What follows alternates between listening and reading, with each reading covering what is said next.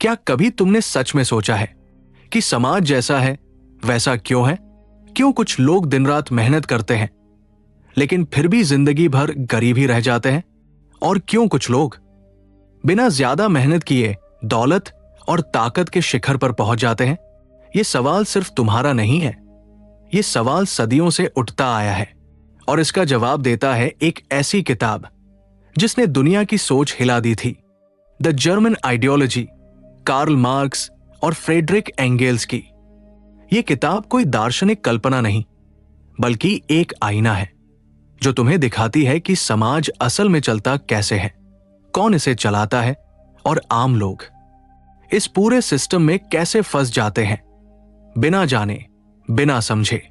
The German ideology कहती है दुनिया सिर्फ सोचने से नहीं बदलेगी, उसे बदलने के लिए काम करना पड़ेगा, हकीकत को समझना पड़ेगा, क्योंकि असली ताकत शब्दों या विचारों में नहीं होती बल्कि लोगों के हाथों और उनके काम में होती है।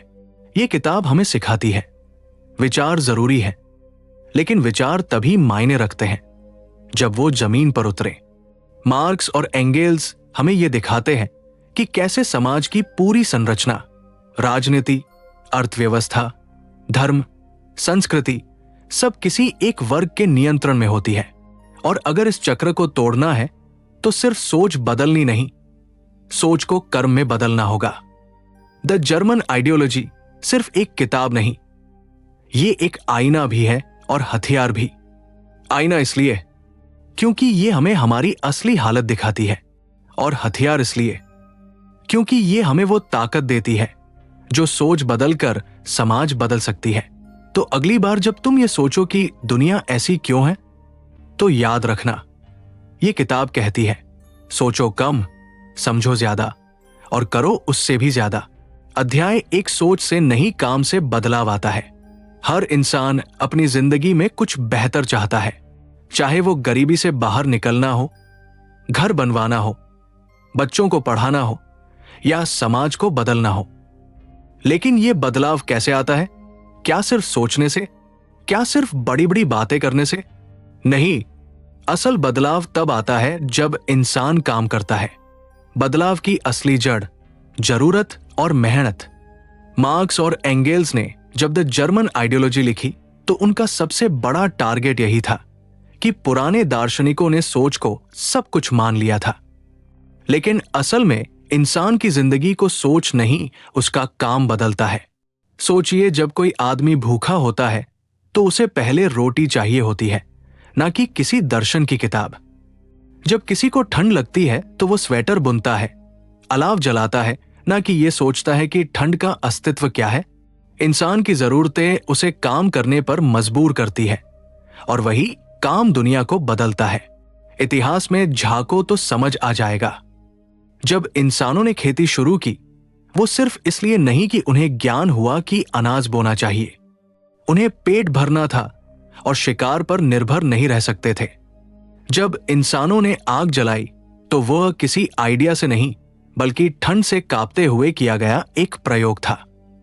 हर नई खोज, हर बड़ा बदलाव, वो पहिए का आविष्कार हो या मशीन की शुरुआत, ये सब पहले जरूरत से हुए, फिर जाकर उनसे सोच निकली।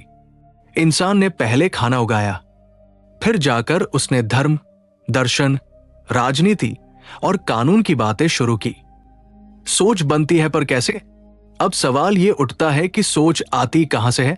क्या वो आसमान से टपकती है या किसी पढ़े लिखे बाबा की बौद्धिक देन है? नहीं, सोच हमारे हालातों से पैदा होती है। एक किसान और एक बैंकर की सोच कभी एक जैसी नहीं हो सकती, क्योंकि उनके हालात, उनका काम, उनका संघर्ष और उनका अनुभव अलग होता है। सोच वही होती है जो जिंदगी से निकली हो। बाकी सब किताबों में बंद ज्ञान है जो जमीनी हकीकत से कटा हुआ होता है।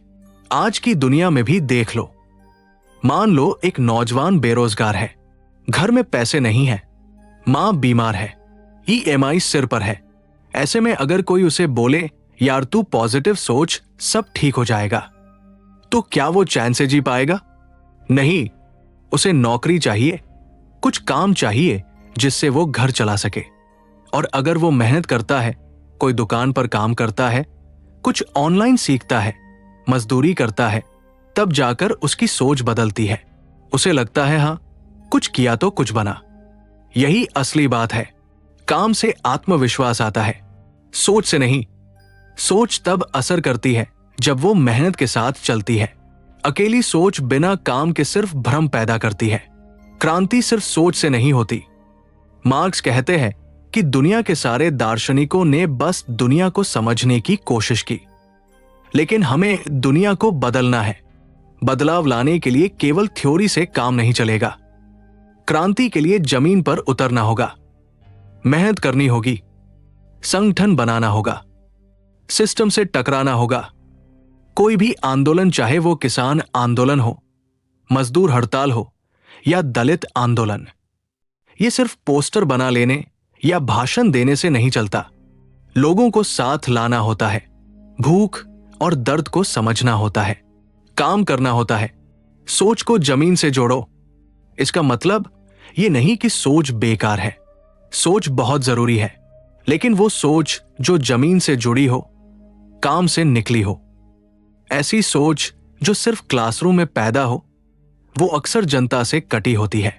आज सोशल मीडिया पर हर कोई थिंकर बना बैठा है, लेकिन अगर उसकी सोच कभी किसी गरीब की थाली में रोटी नहीं डाल पाई, किसी मजदूर के हाथ से हथौड़ा नहीं उठवा पाई, किसी बच्चे को स्कूल नहीं भेज पाई, तो वो सोच किस काम की। एक सच्ची कहानी। एक लड़का था जो दिन भर घर में बैठकर सोचता था कि एक दिन बड़ा आदमी बनेगा। वो किताबें पढ़ता था, सपने देखता था, लेकिन कोई काम नहीं करता था। दूसरी तरफ उसका दोस्त दिन में मजदूरी करता, रात में पढ़ता, और धीरे धीरे उसने अपने छोटे से काम को बढ़ा लिया। वो आज एक फैक्ट्री चलाता है। वो सोचता भी है, बोलता भी है, लेकिन उसकी सोच उसके अनुभव से निकली है, उसकी मेहनत से निकली है, इसलिए उसकी बातों में दम है। नतीजा काम ही असली सोच को जन्म देता है। सोच जब काम से जुड़ी होती है, तभी वो दुनिया को बदलती है। सिर्फ सोचने से कुछ नहीं होगा जब तक हम अपने हाथों से कुछ बना ना ले, कुछ तोड़ ना दे, कुछ बदल ना दे। इसलिए अगर कोई कहे सोच बदलो, दुनिया बदल जाएगी, तो तुम कहो काम करो। सोच अपने आप बदल जाएगी और दुनिया भी। अध्याय 2, फायरबार्ग की गलती क्या थी। फायरबार्ग एक बड़ा दार्शनिक था। उसने भगवान और धर्म की आलोचना की। उसने कहा कि भगवान इंसान की ही कल्पना है। यह बात उस दौर में बहुत बड़ी थी, क्योंकि ज्यादातर लोग अंधविश्वास में डूबे थे। फायरबार्ग ने इंसान को भगवान से ऊपर रख दिया। ये एक तरह से सोच का क्रांतिकारी मोड़ था। लेकिन फिर भी मार्क्स और एंगेल्स ने उसे गलत क्यों कहा? उसकी सोच में क्या ऐसा था जो अधूरा था? असल में फायरबार्ग ने जो गलती की वो ये थी कि उसने इंसान को समाज से काट कर देखा। उसने कहा कि इंसान एक व्यक्तिगत प्राणी है जो सोचता है, महसूस करता है, और जिसे धर्म ने गुमराह कर दिया है। लेकिन उसने ये नहीं देखा कि इंसान जैसा सोचता है वैसा बनता नहीं, बल्कि जैसा हालात होते हैं, इंसान वैसा सोचने लगता है। फायरबार्ग का कहना था कि हमें धर्म से बाहर आकर इंसान को इंसान के तौर पर समझना चाहिए। ये बात सही थी, लेकिन उसने ये नहीं बताया कि इंसान की हालत बदलेगी कैसे। अगर धर्म एक भ्रम है, तो वो भ्रम पैदा कैसे होता है और उसे खत्म कैसे किया जाए। मार्क्स ने यही पकड़ लिया।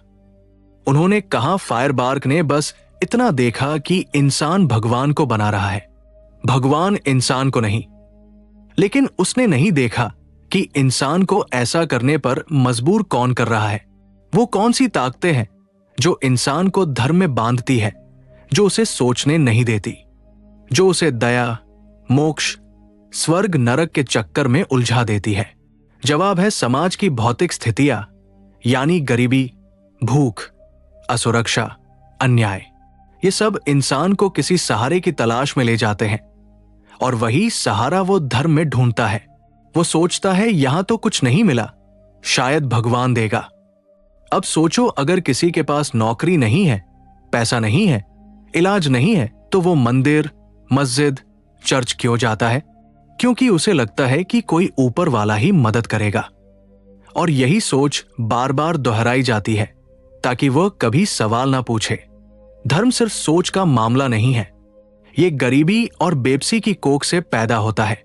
फायरबार्ग ने इन जड़ स्थितियों को नहीं देखा। वो सोचता रहा कि अगर हम सोच बदल दें तो धर्म खत्म हो जाएगा। लेकिन मार्क्स ने कहा नहीं सोच नहीं हालात, बदलो काम बदलो इंसान की हालत बदलो। फिर वो खुद कहेगा अब मुझे किसी भगवान की जरूरत नहीं। मार्क्स ने पहली बार इंसान को अकेले नहीं, समाज के हिस्से के तौर पर देखा। उसने कहा इंसान एक सोशल एनिमल है और उसकी सोच भी समाज से बनती है। अगर समाज में अन्याय है, गरीबी है, भेदभाव है, तो इंसान डरपोक भी बनेगा, भगवान को भी मानेगा और हर चीज को भाग्य मानकर चुप रहेगा। अब फायरबार्ग की सोच को आज की दुनिया में देखो। आज भी बहुत से लोग सोचते हैं कि बस अगर इंसान थोड़ा जागरूक हो जाए, थोड़ी समझदारी दिखाएं तो समाज बदल जाएगा। लेकिन ऐसा होता नहीं। सोच तब तक नहीं बदलती जब तक हालात ना बदले।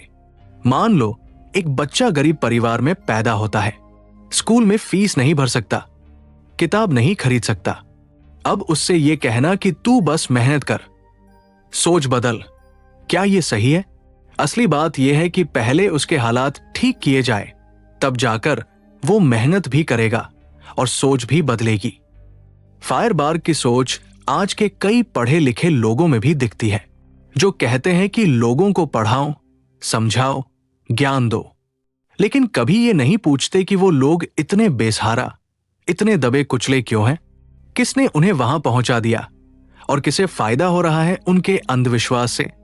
फायरबार्ग की गलती थी इंसान को एक अकेली इकाई मानना, जबकि असली इंसान वो है जो समाज के बीच में पलता है और समाज ही उसे डर, भरोसा, विश्वास और सोच देता है।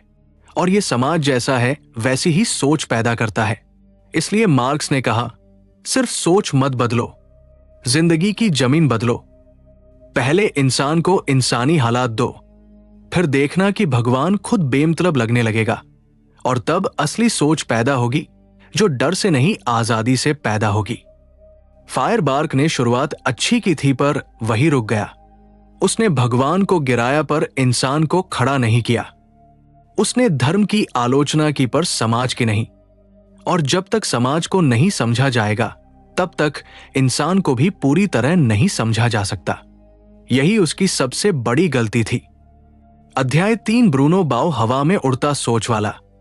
ब्रूनो बाउ एक ऐसा दार्शनिक था जिसे लगता था कि दुनिया की हर समस्या की जड़ इंसान की सोच में है। उसने कहा कि इंसान को खुद को समझने के लिए अपने दिमाग को आजाद करना होगा।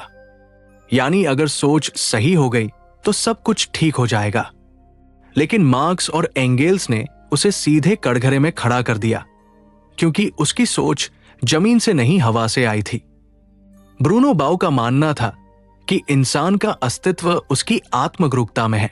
वो कहता था कि अगर तुम अपने दिमाग में क्रांति कर लो तो समाज अपने आप बदल जाएगा। अब सुनने में तो ये बहुत शानदार लगता है, एकदम फील गुड टाइप, लेकिन हकीकत कुछ और ही थी। मार्क्स ने कहा सोच तो तब पैदा होती है जब इंसान कुछ करता है, जब वो खेत जोतता है, फैक्ट्री में काम करता है, बच्चों को पालता है, किराया भरता है, तभी वो असली दुनिया से टकराता है और वहीं से सोच निकलती है। लेकिन ब्रूनो बाउ तो एक ऐसी दुनिया में जी रहा था जहां सिर्फ आइडिया होते थे, जमीन नहीं। अब सोचो, एक मजदूर जो दिन भर ईंटें ढोता है, वो क्या सिर्फ इसलिए दुखी है क्योंकि उसकी सोच गलत है? या एक औरत जो घरेलू काम करती है, वो क्या इसलिए दुखी है क्योंकि उसे आत्मगरूकता नहीं है? बिल्कुल नहीं, वो दुखी है क्योंकि उसे सही मजदूरी नहीं मिलती, छुट्टी नहीं मिलती और उसका काम कोई गिनता ही नहीं। ब्रूनो बाउ ने समाज के इन असली संघर्षों को पूरी तरह नजरअंदाज कर दिया। उसके लिए तो सब कुछ सोच का खेल था। उसे लगा कि क्रांति सिर्फ किताबों में होती है, लेकिन मार्क्स ने कहा क्रांति तब होती है जब भूखा पेट खाना मांगता है, जब मजदूर अपने हक के लिए खड़ा होता है, जब किसान जमीन की लड़ाई लड़ता है। आज के दौर में भी ब्रूनो बाउ जैसे लोग बहुत हैं जो कहते हैं सब कुछ माइंडसेट का खेल है। पॉजिटिव सोचो, दुनिया बदल जाएगी। लेकिन जब उनके अपने घर में बिजली का बिल ज्यादा आता है, तब उनका माइंडसेट खुद नेगेटिव हो जाता है। मार्क्स ने कहा कि जो सोच हकीकत से नहीं जुड़ी, जो सोच लोगों के असली संघर्षों को नहीं पहचानती, वो महज एक भ्रम है, वो सोच नहीं, छलावा है। ब्रूनो बावर की सबसे बड़ी गलती यही थी। उसने इंसान को जमीन से उठाकर दिमाग में कैद कर दिया। मार्क्स ने इंसान को उसके काम में देखा, उसकी लड़ाई में देखा, उसकी रोटी की भूख में देखा। उसने कहा कि जब तक इंसान के हालात नहीं बदलते, तब तक सोच को आजाद करना सिर्फ एक सपना है। ब्रूनो बाव ने सवाल उठाए, ये अच्छी बात थी, लेकिन उसके सवाल हवा में थे, उसके जवाब जमीन पर नहीं उतरते थे।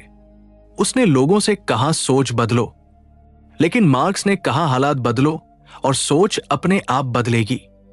एक उदाहरण लो, मान लो एक गांव में लोग गंदा पानी पीते हैं और बीमार रहते हैं। अब ब्रूनो बाव जैसा कोई आएगा और कहेगा तुम्हें पॉजिटिव सोचना चाहिए। तुम अगर सोचोगे कि पानी साफ है तो बीमार नहीं पड़ोगे। लेकिन मार्क्स जैसा कोई कहेगा भाई पहले पाइपलाइन ठीक कराओ, पानी का सिस्टम बदलेगा तब लोग ठीक होंगे।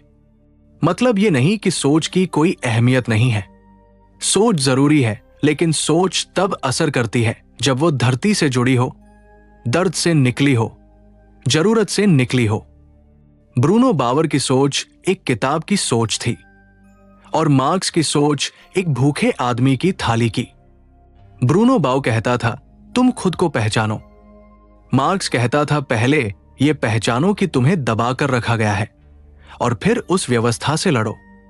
यही वजह थी कि ब्रूनो बाव की बातें सुंदर तो थी पर असरदार नहीं थी, क्योंकि वह किसी आंदोलन से नहीं जुड़ी थी, किसी पीड़ा से नहीं निकली थी। मार्क्स ने साफ कहा क्रांति दिमाग से नहीं पेट से शुरू होती है, सोच से नहीं संघर्ष से। इसलिए ब्रूनो बावर की सोच एक हवाई किला थी जिसमें रहना अच्छा लगता था पर वो गिरते ही बिखर जाता था, जबकि असली सोच वो होती है जो ईंट गारे से बनी हो, पसीने और तकलीफ से बनी हो और जो बदलने की ताकत रखती हो। अध्याय 4 मैक्स टर्नर हर कोई अकेला योद्धा नहीं होता। मैक्स टर्नर एकदम अलग किस्म का सोचक था। उसने कहा इंसान को किसी भी नियम, समाज, धर्म या विचारधारा से बंधने की जरूरत नहीं है। वो बोले हर इंसान खुद में एक यूनिक योद्धा है जिसे कोई और कंट्रोल नहीं कर सकता। उसकी नजर में जो भी सामूहिक चीज है जैसे समाज, नैतिकता, कानून, वो सब इंसान की आजादी को दबाने के तरीके हैं। स्टर्नर का आइडिया बड़ा बोल्ड था लेकिन खतरे वाला भी। उसने इंसान को एकदम अकेला बना दिया। उसने कहा इंसान को किसी और की फिक्र करने की जरूरत नहीं, बस खुद के लिए जियो, अपना मतलब देखो, अपना फायदा देखो। अब पहली नजर में यह सुनकर थोड़ा अच्छा भी लग सकता है, खासकर उस इंसान को जिसे जिंदगी में बहुत धोखा मिला हो या जिसे सिस्टम ने हमेशा दबाया हो। उसे लगेगा हां मैं क्यों किसी की सुनूं, मैं क्यों दूसरों की परवाह करूं। लेकिन मार्क्स ने स्टर्नर की इस सोच पर गहरा हमला किया। उन्होंने कहा इंसान अकेला पैदा नहीं होता, अकेला जीता नहीं और अकेला लड़ भी नहीं सकता। इंसान एक सामाजिक प्राणी है, वो अपने रिश्तों, काम और संघर्षों से बनता है। अगर हर कोई सिर्फ अपने लिए लड़ेगा तो समाज बिखर जाएगा, बदलाव कभी नहीं आएगा।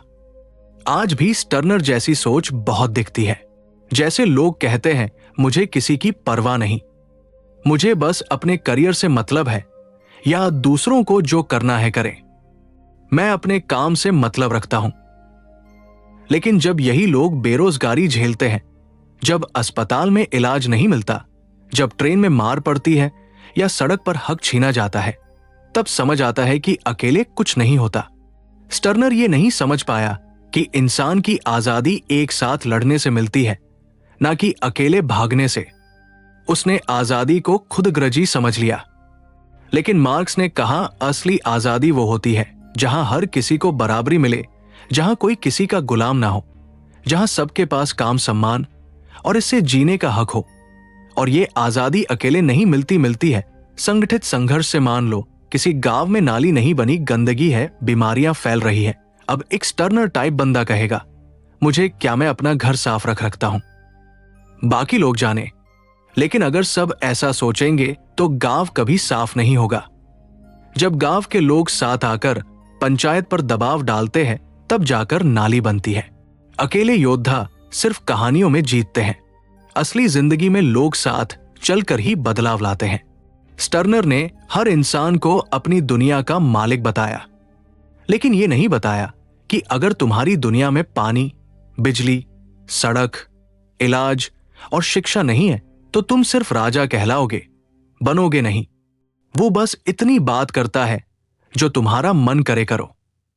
किसी से डरने की जरूरत नहीं, पर सवाल यह है, जो भूखा है, जो बेरोजगार है, जो रोज अपमान झेल रहा है, वो क्या सिर्फ मन की करने से आजाद हो जाएगा? नहीं, वो तब आजाद होगा जब उसकी जिंदगी से डर, भूख और असमानता हटेगी। और ये काम कोई अकेला नहीं कर सकता। ये तभी होगा जब लोग साथ आए, मिलकर लड़े और सिस्टम को बदले। स्टर्नर ने इंसान को एक जिद्दी योद्धा बना दिया जो किसी की नहीं सुनता, लेकिन मार्क्स ने इंसान को एक जिंदा सांस लेते, सोचते, समझते समाज का हिस्सा माना। उसने कहा इंसान को आजादी चाहिए, लेकिन वो आजादी अकेले नहीं, मिलकर लड़ने से मिलती है। मैक्स टर्नर की सोच ने इंसान को मैं तक सीमित कर दिया, लेकिन असली सवाल यह है, जब तक हम नहीं होगा तब तक मैक का कोई मतलब नहीं बनता।